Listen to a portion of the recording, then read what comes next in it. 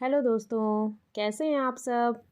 चलिए आज का टॉपिक शुरू करते हैं। आज का टॉपिक है न्यूटन के गति विषयक नियम। ठीक है, तो आज हम आपको पढ़ाने वाले हैं जो न्यूटन ने गति के लिए नियम दिए थे उनके बारे में कुछ मोस्ट इम्पॉर्टेंट। ओके, चलिए शुरू करते हैं अपनी क्लास। सबसे पहले देखिए, जो भौतिक विज्ञान के पिता हैं, भौतिक विज्ञान के पिता कहे जाते हैं न्यूटन। ठीक है, फर्स्ट क्वेश्चन आपका है कि भौतिक विज्ञान के पिता कौन हैं, तो आप लिखेंगे भौतिक विज्ञान के पिता न्यूटन कहे जाते हैं। गति के नियम किसने दिए? गति के नियम न्यूटन ने दिए। और कब दिए? न्यूटन ने 1687 में गति के नियम दिए। और इन्होंने अपने नियमों को किस बुक में प्रतिपादित किया? इनकी एक बुक थी प्रिंसिपिया। प्रिंसिपिया में न्यूटन ने अपने गति के नियमों को प्रतिपादित किया। न्यूटन ने गति के कितने नियम दिए? न्यूटन ने गति के 3 नियम दिए। ठीक है, तो आज हम पढ़ेंगे न्यूटन के गति का जो प्रथम नियम है। तो देखिए, जो प्रथम नियम है न्यूटन का, वो क्या कहता है? न्यूटन के जो प्रथम नियम है उसके अनुसार है कि यदि कोई वस्तु विरामावस्था में है तो वह विराम अवस्था में ही रहेगी, या एक समान चाल से सीधी रेखा में चल रही है तो वैसी ही चलती रहेगी। ठीक है, न्यूटन का जो नियम है वो कहता है कि अगर कोई जो वस्तु है वो रुकी हुई है, विराम अवस्था में है, तो वो विराम अवस्था में ही रहेगी, या वो एक चाल से सीधी रेखा में चल रही है तो वैसी ही चलती रहेगी जब तक उस पर कोई बाह्य बल लगाकर उसकी वर्तमान अवस्था में कोई परिवर्तन ना किया जाए। ठीक है, तो न्यूटन ने क्या कहा है कि कोई वस्तु विराम अवस्था में है तो विराम अवस्था में ही रहेगी, या एक चाल से सीधी रेखा में चल रही है तो वैसी ही चलती रहेगी जब तक हम उस पर कोई क्या नहीं करेंगे, बाहर से कोई बल लगाकर उसकी जो अवस्था है उसको चेंज नहीं करेंगे। ठीक है, तो चलिए एक क्वेश्चन आपका यहाँ से बनता है कि जो गैलीलियो का नियम है, जड़त्व का नियम है, ये कौन सा नियम है? ये न्यूटन का प्रथम नियम ही है। ठीक है, तो न्यूटन के प्रथम नियम के अन्य नाम हैं गैलीलियो का नियम और जड़त्व का नियम। एक क्वेश्चन देखिए, नेक्स्ट क्वेश्चन देखिए, जो प्रथम नियम है इससे किसकी परिभाषा मिलती है?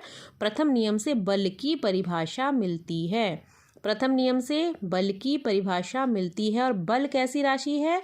बल एक सदिश राशि है। ये मैं आपको लास्ट उसमें पढ़ा चुकी हूँ। मैंने आपको टॉपिक पढ़ाया सदिश और अदिश वाला। जिन्होंने नहीं देखा वो उस टॉपिक को जरूर देखें। चलिए, अब बात हुई है बल की, तो बल भी समझ लेते हैं कि बल होता क्या है। बल वह बाह्य कारक होता है जो कि वस्तु की प्रारंभिक अवस्था में परिवर्तन कर देता है। ठीक है, या उसकी अवस्था में परिवर्तन करने की चेष्टा करता है। देखिए, बल क्या है? एक सदिश राशि है, तो इसको हम फैक्टर एफ के ऊपर देखिए हमने एरो का निशान लगाया। इसको क्या है? ये सदिश राशि। जहाँ पे भी आपको एरो का निशान ऐसे दिखेगा इसका मतलब वो क्या है? एक सदिश राशि को डिनोट कर रहा है। बल का जो एसआई मात्रक है, मैं आपको मात्रक भी पढ़ा चुकी हूँ। एसआई मात्रक, पूरक मात्रक, व्युत्पन्न मात्रक। नहीं पढ़े हैं तो आप देख सकते हैं पिछली वीडियोज़ मेरी। तो देखिए, जो न्यूटन जो है ये बल का एसआई मात्रक है। ठीक है, चलिए अभी देखिए यहाँ से क्वेश्चन बनते हैं कि ठहरी हुई मोटर या रेलगाड़ी अचानक चल पड़ती है, उसमें जो बैठे हुए यात्री हैं वो पीछे की तरफ झुक जाते हैं। आप लोगों ने भी ट्रेन में सफ़र किया ही होगा। ठीक है, तो अचानक से जैसे रेलगाड़ी चलती है तो हम एकदम पीछे की तरफ झुक जाते हैं ना।